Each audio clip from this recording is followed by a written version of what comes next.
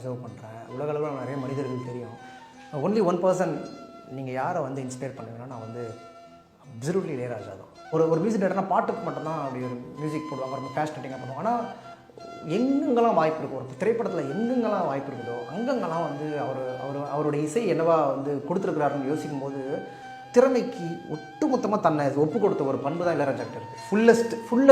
Fullest. என் நண்பர் சமீபமாக பேசும்போது சொன்னார், இளையராஜா உச்சத்தில் இருந்த காலகட்டத்தில் இவ்வளோ வன்முறை இந்த நாட்டில் இருந்துதான்னு ஒரு கேள்வி கேட்டார். எனக்கு அது நிறைய விஷயங்களை யோசிக்க வச்சுது.